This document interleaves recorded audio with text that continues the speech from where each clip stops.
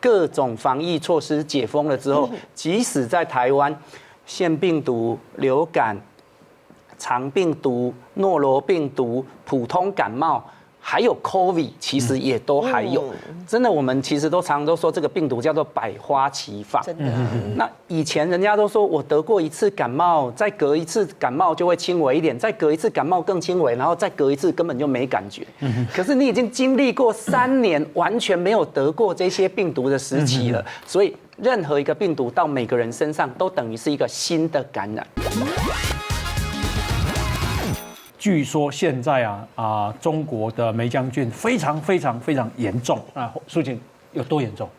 他们之前就说那个现象是在医院里面排队的人潮宛如春运一般春运就是过年的时候，就他们在过年的时候疏运人潮像是那么多。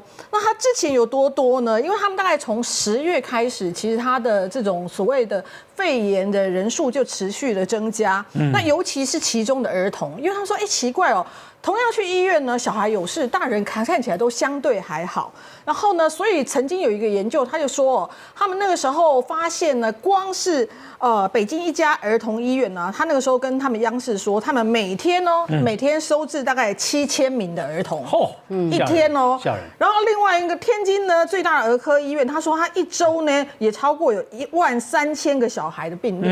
所以这时候就觉得很异常啊，为什么你们会突然间病例增加这么多，而且是连续5周一直在攀升？那这个时候不止中国。家长们一直在讨论说挂不到号或者排很久怎么办之类。外国也发现这个现象，所以后来呢，就是有一个很有名的这个监测机构叫 ProMed 这个是由一群专家他们合成的，就是针对全球各地，不只是人类的不明疾病，包括一些动物的相关的不明疾病，他们会发出警讯。所以 ProMed 在11月多的时候就发出了一份警讯，就是他们发现呢，中国有这种不明肺炎人数增加的现象，所以他们并没有说到底是发生什么事，但是他们观察到人数确实在增加。那他当 ProMed 做这个动作之后呢，WHO 就开始动作。为什么？因为 ProMed 如果大家知道，最早包括 SARS 或者 MERS。甚至后来的 COVID 都是他发出警讯的，所以他的警讯对于大家来讲，这好像是一个需要再去关注的现象。所以 WHO 就公开的要求北京说，请你们说明你们现在到底发生了什么事情，因为人家已经观察到现象，他就说明了。这一次北京很迅速的说明了，但是因为有说，但是也没有人一定信。北京的说明说，这一波呢，其实也还好，它异常增加主要原因是因为多种病毒都开始出现，因为你知道中国比别的地方更晚解封，所以他们所谓的免疫负载的反弹效应比别人来得晚。他说第一个是因为免疫负载的原因，他们多种病毒流行，监测到发现之前的流感腺病毒呼吸道融合病毒现在的肺炎支原体，我们叫梅将军，他们叫肺炎支原体嘛。他说是各种病毒增加啦，不是你们说的那样啦，因为你们都担心有新兴病毒，我们又创造了什么，对不对？他说没有啦。那他这个回答到底大家信不信呢？是不是要待会说，还是好？等一下说。那我请教一下这个陈医师是想到中国也这样严对，其实世界各国在最近都有看到一个叫做免疫负载、免疫反扑的情况啦。我想，或许中国只是因为孩子的数量庞大，然后那个排队的那种惊动了很多人但是。我们可以回想一下其实2-3年前的流感季节，我曾经问过一个免疫学的老师，我跟他说，老师，今年一整个季节完全没有流感，一个检验出来都没有。他说，陈医师，你想想看从外国进来的流感都已经先关14天，完全都没办法跟人家接触，然后在台湾自己本土的流感，就算他想传染出去，旁边的人全部都戴口罩、勤洗手，基本上。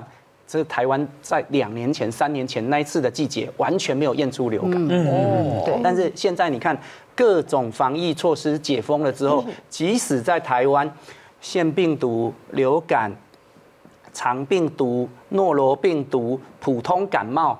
还有 COVID， 其实也都还有，真的，我们其实都常常都说这个病毒叫做百花齐放。真的，那以前人家都说我得过一次感冒，再隔一次感冒就会轻微一点，再隔一次感冒更轻微，然后再隔一次根本就没感觉。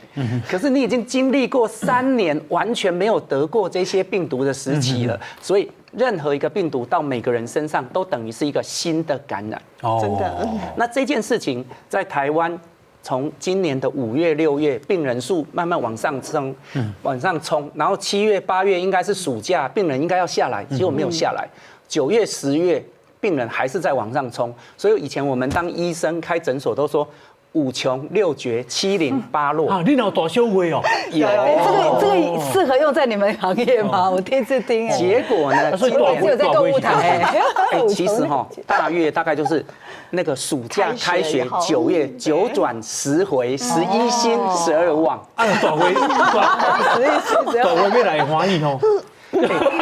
其实真的忙不过来，其实真的忙不过来哈。所以我们说以前5穷6绝的时候，今年真的人数上升。那不要说在台湾，我们放到中国去，如果中国当时的这个防疫政策是这样子的一个紧绷的政策，那其实这些孩子身上也都没有什么抵抗力。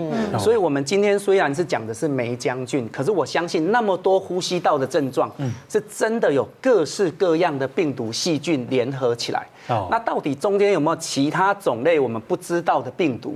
那就要后续再观察。啊，好，对，这个我的朋友他开小儿科诊所，伊讲那个武汉肺炎的时阵，伊讲几乎无囡仔感染。对啊。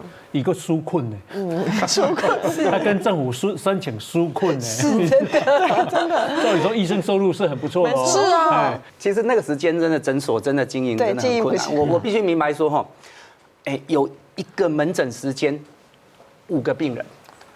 一个门诊4个小时，进来5个病人啊，所以我诊所连医生连工作同仁的病人的人数都超过那个病人数。但是现在一个时段4个小时，大概都有40个到50个病人。哦，1小时有4到50个，40到50。4个小时有40到50个病人啊，当时4个小时只有5个病人进来。你迄阵安尼会迄个开袂落无？纾困，你也有纾困噻？心里有考虑啦，就是其实我们就是最基本的把这些一些支出稍微减，例如说门诊时间本来一个时段要安排2个医生，我们就跟医生说大家共体时间，这个时间你休息，然后1个医生来看门诊，然后呢挂号以前要2个人就变成1个人，就是大家就稍微把这个门诊量把这个工作人力缩减这样子。有影，因为重点就是中国这么严重，别过年。可能台湾也会大流行。那请教一下陈医师哈，是上面是梅将军哈。梅将军其实是一种病原体。我们平常说啊，你这个是病毒感染，你这个是细菌感染。那梅将军它刚好位在病毒跟细菌之间，但它很小很小很小，可是它是目前已知最小的可以自行繁殖的病原体。然后它其实如果感染到人体最常见的其实很多人都没什么症状，它可以跟很多人和平共存。但是偶尔有些人会说啊，我有一点点疲劳，我有点累，然后又开始咳嗽，没什么鼻涕，然后都是干咳。然后这些症状呢，其实只是用症状，你反而很难去跟其他的细菌、病毒做判断。例如说你感冒，你本来就会咳嗽嘛，然后你这个流感你也会咳嗽嘛，所以说你单纯从它的症状你很难去区别，那比较需要，如果真的不放心，可能真的要验血液中的这个抗体浓度。可是问题是抗体浓度你还不能只验1次，因为你以前可能就得过，你现在的抗体数字就是上升的。你要在2个礼拜之后的检验比较起来，发现它上升4倍，你才能说啊，你现在这次就是梅将军感染。所以这基本上临床医生要判断确诊你是梅将军，其实有点难。因为我跟你说，我帮你抽个血检查2个礼拜之后会确定，那我倒不如直接考虑给药。那给了药之后，你可能1个礼拜就好很多了。OK。但是也因为直接考虑给药，导致什么？导致我们担心的抗药性。现在的研究发现说，在中国的梅将军感染好像有90%以上都是抗药性的梅浆菌。哦，什么叫做90%抗药性梅浆菌？就是说，10个人里面，他得到的梅浆菌可能1个人用药物是有效的，那有9个人用这个药物，因为他的梅浆菌，我对药物是有产生抗药性，他以前可能吃过这个药了，这次的细菌已经长出抗药性了，所以这个药物用这个药已经没有用了。台湾的研究发现，台湾的梅浆菌抗药性大概是2成到3成左右。但是在中国的梅浆菌抗药性的研究发现，甚至有高达9成都是梅浆菌的抗药性。哇，那为什么中国这么严重？因为听说他们在第一线就差不多。就像刚才一样，咳很久，对不对？那可能没有很确切诊断，就给了这个第一线的抗生素，就是很好用的抗生素。于是乎，因为过度的使用没有管理，所以导致他们现在这个抗药性的比例比较高。这也是他们之前大家在讲说，为什么别的东西免疫负债大概流行的东比较多是什么流感病毒腺病毒RSV 什么频这样子，你们家偏偏流行这个梅浆菌肺炎。那其中一个说法就是因为他们第一线的这个抗生素的抗药性太多了，所以他们是滥用抗生素。对，就是没有妥善使用就滥用。可能这我想要分享一下，有当下嘛不是滥用呢，有当下是要行无路，还是讲避无步。好，其实像讲到梅浆菌，几年前啊，像我跟我女儿就。有时候会交叉仪式，像我们就会觉得说，那弟弟扫袂好势，然后师傅惊抓漏嘛，医生惊地扫啊。我们说，奇怪，就是感冒就是咳嗽嘛，流鼻涕嘛，不就是头壳痛嘛，发烧嘛。奇怪，就所有的症状，其实老实讲，它会慢慢随着你吃感冒药会轻微。我必须要承认呐，那就是要。干嘛看医生挂号单几波就麻烦呢？所以就习惯性的我就去药局，然后就跟药剂师说，我有什么症状？就讲你感冒，你再摕回去吃。给我吃差不多几礼拜，哎呦。弟少撸严重哈，这时候呢就会去问说你那个我现在咳不好，那是什么原因？那我几年前为什么懂得梅浆菌？感觉我好像还不错哈，有与时俱进。加酒有来宾来讲。我今年我过了年前了，知不是，那是讲我去问了，刚刚陈医师跟我讲他觉得说。我要跟你验血干嘛？也没有，我老讲真的没有。他就说那这样子你就吃这个专门 for 梅浆菌的药。你应该是就是梅浆菌哈，然后吃了之后，它那个药非常的贵，然后1颗120块，然后呢1盒大概是6颗，郑大哥真的3天，今天呢抓停止了。就知道说，以后你就说，咳不好，你第一个想法连结是什么？为了来杯的以后，所以我跟你讲，这个就是滥用嘛，那这个我承认呐。那我这次我女儿。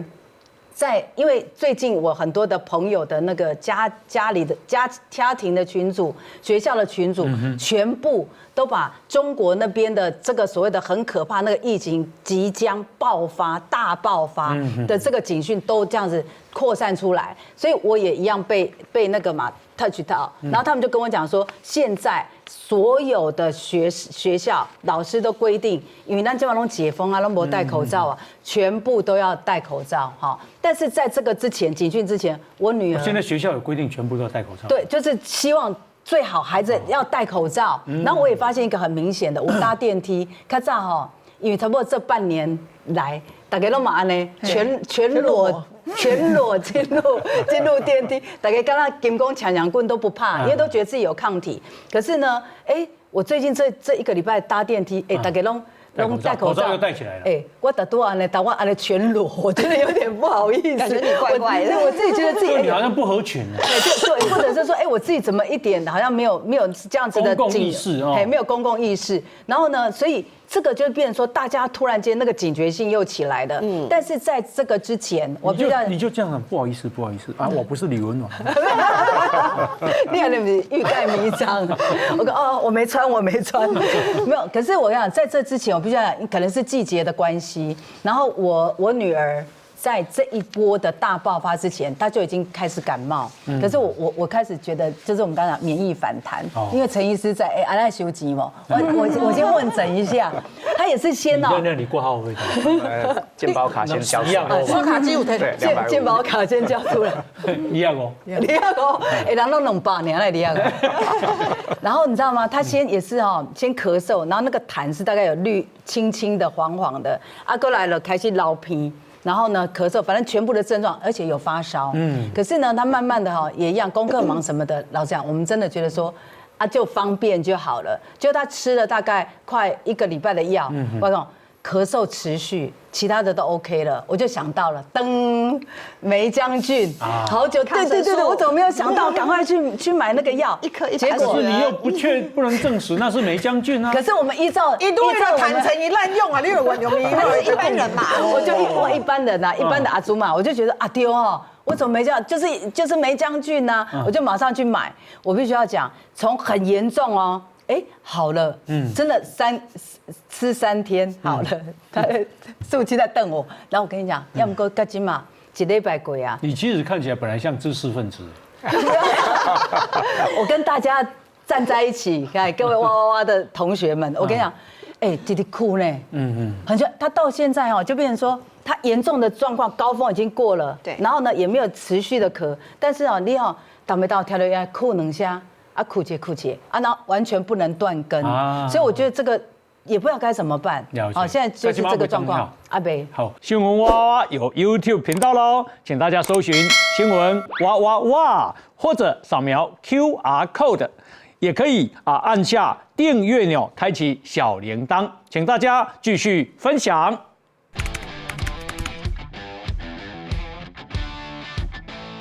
受欢迎的命理大师，现在都在命运好好玩开运服务，包含神准算命、开运商品、开运秘法，请上网搜寻命运好好玩。